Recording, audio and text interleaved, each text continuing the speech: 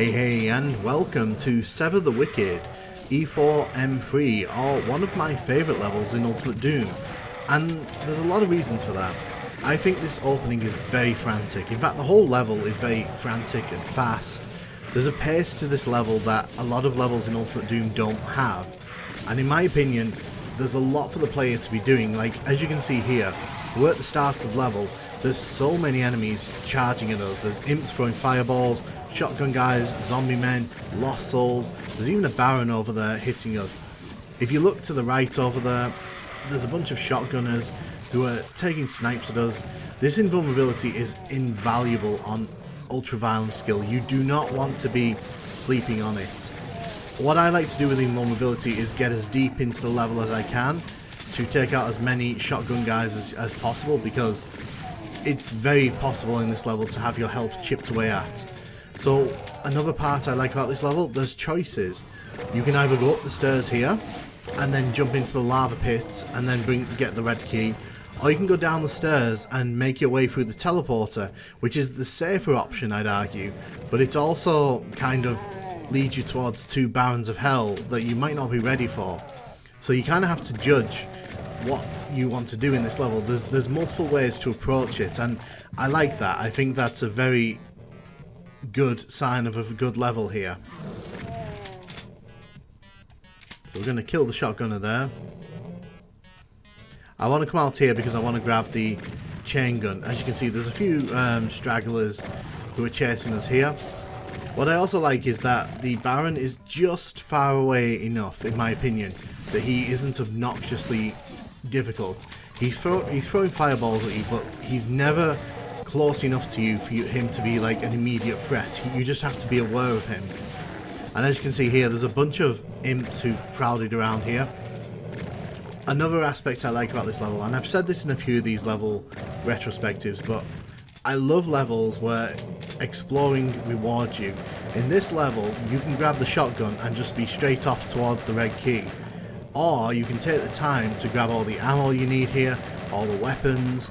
It's really nice that there are options for the player, and having the chain gun on this level is a huge advantage. Another thing I like about this level as well is the fact that like you can run over those steps there. I'll show it off towards the end of the level, but something else as well is that like this is a secret area. Now on the PS1 version this isn't a hidden texture, but behind that wall there's a bunch of enemies who are taking shots at us. Those add to the chaos at the start of the level. I don't know how I feel about that. I don't think that's a particular highlight of a level. But the thing is, it's by this point in the game, by E4M3, you should really be kind of on the lookout for that kind of thing.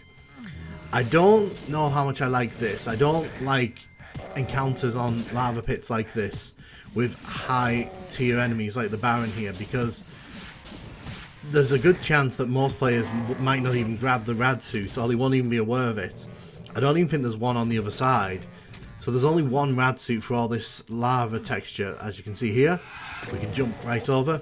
And I think that, again, I don't like the use of the lava pools in by Flesh Consumed. I think overall it's very weak showing the way that they're used across this episode. And it's probably the weakest aspect of this level. Because if you want to go for 100% kills, you've got to fight in the lava, but that's just a personal preference. I know people like that, but here's a sign of how open this level is. You can grab the blue key without even needing the red key. Now, of course, you need the red key to finish the level, but the fact that you're even able to choose which order you want to do things in, you can choose to grab the blue key, or you can choose to wait until you get the red key. It's the options that are given to the player that make this level feel deeper than I think other levels around it don't have. Like, I think E4M2, for example, kind of suffers because it's a very linear and you've kind of got to do things in a certain order. Whereas in this level, it feels a bit more like you have choices that can be made. As you can see here, I'm clearing out all the hit scanners. We're going to run up here because, again, exploring gives you something. So if we come up here, take down the imps here and the shotgunner, you can see all these enemies that we killed earlier on were hiding a plasma rifle. You can see the red key with the Baron there. Now, if we went down and faced the 2 barons earlier on, we'd have probably loaded a bunch of shotgun shells into them that would have wasted ammo, and we would have really struggled. But by going up top, like we did, we're able to grab the plasma rifle, and it just makes the rest of this level so much easier. But you can see there's the teleporter you would have come through before. Here's one of the more confusing secrets in Ultimate Doom. So as you can see here, we've entered a secret. And as we go up the steps here, your ears do not deceive you. There are about 8 or 9 secrets here, because they've marked all the sectors as secrets rather than just one sector, which is pretty baffling, but hey, you know, it is what it is.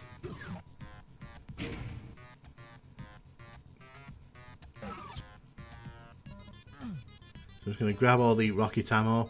I'm going to go in here because you can see there's a spectre waiting for us. I'm not going to activate that lift yet. I'm going to grab the red key because we will have to fight the barons as we're heading out of here. Because you can see they're kind of set up to catch you as you're going in and as you're going out of the lift and the teleporter. So it's very well designed, this part, in my opinion, because a lot of people probably won't be expecting to see 2 barons tucked away like that.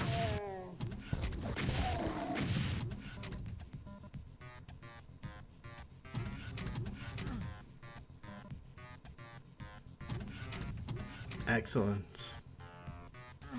So there's a lot of ammo as well. Another thing that I kind of like about this level is that unlike E4M1 and E4M2, even though there's a lot going on, even though there's a lot of battles like this, which, you know, take away health and take away ammo, there's not as much pressure on the player to conserve their ammo because there's so much ammo in the level. Like you can see here, we've pretty much killed all the enemies in this level, and we're pretty much like well stocked. E4M1 and E4M2 I think are a bit stingy with their ammo, and I think that artificially inflates the difficulty. Make sure you kill that imp there, by the way. It's a nasty one, because if you want to go for 100% kills on this level, it doesn't even wake up if you're going up the stairs. But yeah, this was Sever the Wicked, and I think this is one of the strongest levels in Thy Flesh Consumed. I assume other people don't agree with me on that one, but that's just my take. I think it's a very strong level. I think it's a really fun level, in particular when you're coming out of E4M2, where I think that until the very end of that level, it feels like a bit of a grind to get through on the high difficulties. But let me know what you think of this level, and thank you very much for watching. Hope you enjoyed, and I'll catch you in the next video.